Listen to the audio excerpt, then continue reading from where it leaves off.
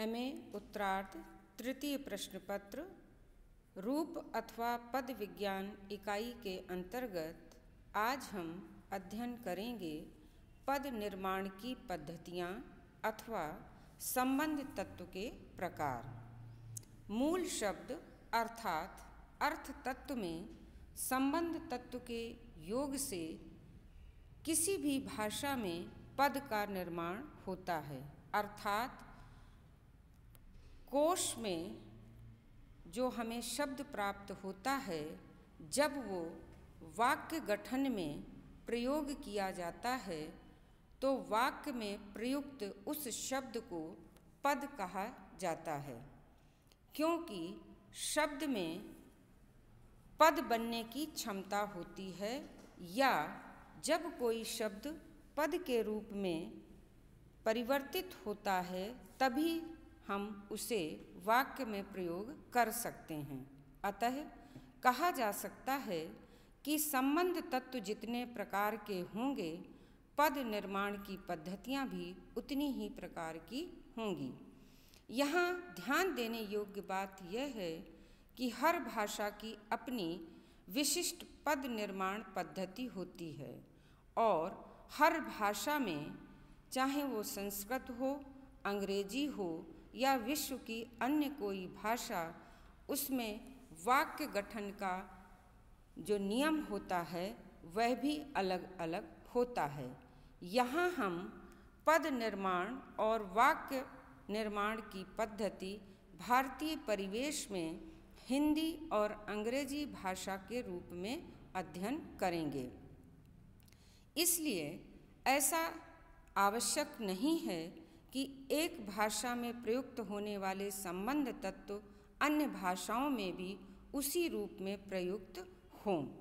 भाषा का अंतर, वाक्य का अंतर, शब्द का अंतर, पद का भिन्न भिन्न हो सकता है। सामान्य रूप से पद निर्माण की प्रमुख पद्धतियाँ अर्थात संबंध तत्व के प्रकार पर विचार करना ही हमारा यहाँ अभीष्ट है। पद निर्माण की कुछ प्रमुख पद्धतियाँ हैं जो भाषा विज्ञान के प्रत्येक विद्यार्थी को जानना आवश्यक होता है।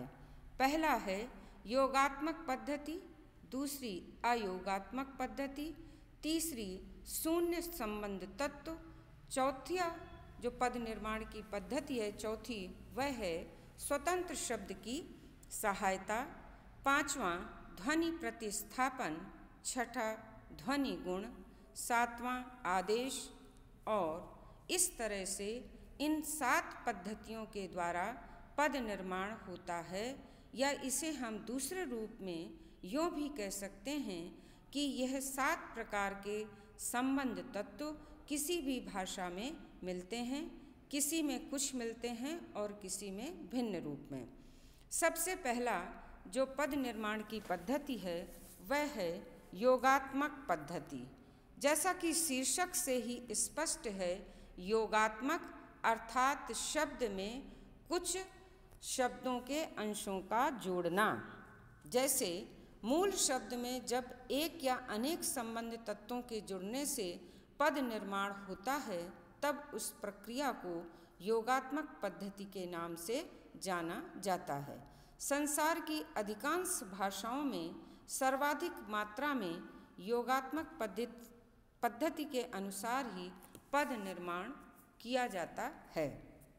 अर्थात वैसे भी अगर भाषाओं के अध्ययन करने की दृष्टि से देखें तो संसार की अधिकतर भाषाएं योगात्मक भाषाएं हैं, क्योंकि उनमें शब्द को पद बनाने के लिए विभिन्न प्रकार के उपसर्ग, प्रत्यय, अवयव, परसर्ग, निपात आदि जोड़कर शब्दों को पदों के रूप में परिवर्तित किया जाता है।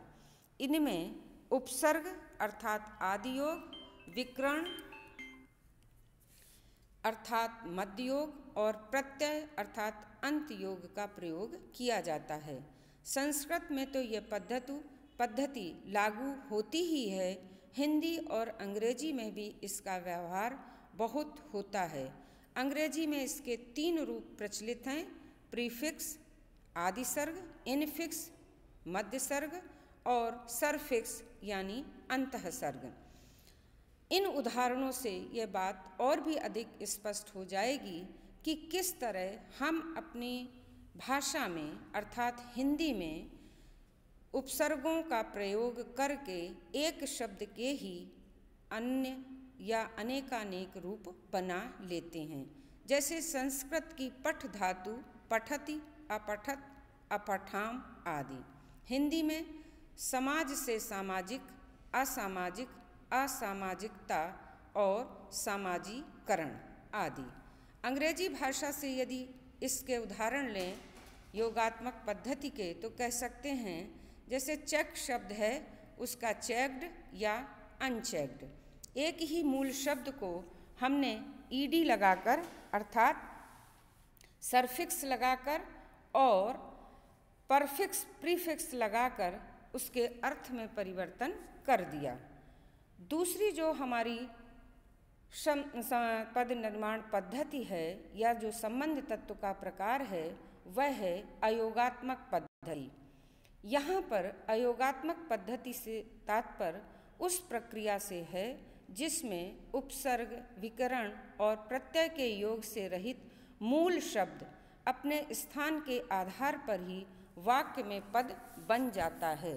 जैसे यदि कहें कि राम ने मोहन को डंडे से पीटा, यदि इसी शब्द को हम उल्टा कर दें कि मोहन ने राम को डंडे से पीटा, राम और मोहन ये 2 शब्द हैं और इन शब्दों का स्थान परिवर्तित करते ही क्रिया का आधार बदल जाता है।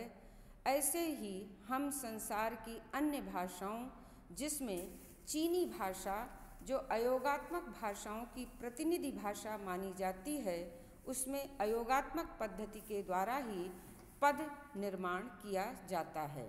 हिंदी और अंग्रेजी आदि भाषाओं में भी इसके पर्याप्त उदाहरण मिलते हैं। जैसे हिंदी में पानी बहता है, पानी पद जो है वो कर्ता कारक है और मैं पानी पीता हूँ, पानी शब्द कर्म कारक के रूप में बदल गया। इन दोनों ही वाक्यों में पानी शब्द ने केवल अपना स्थान परिवर्तित किया है और इसी आधार पर संबंध तत्व बदल गया या हमारा पद की जो स्थिति है वाक्य में वह बदल गई। पद निर्माण की अगली जो पद्धति है वो है शून्य संबंध तत्व।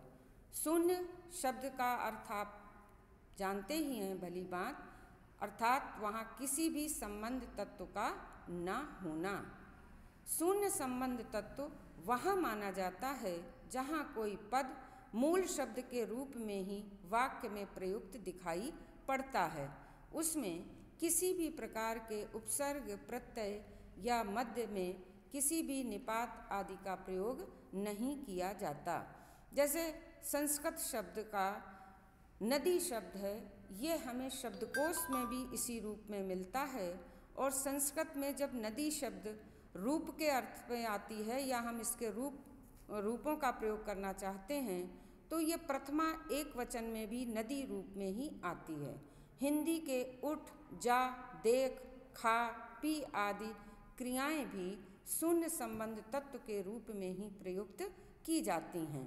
अंग्रेजी भाषा का गो, डू, सी आदि क्रियाएं इसी शून्य संबंध की ओर संकेतित करती हैं।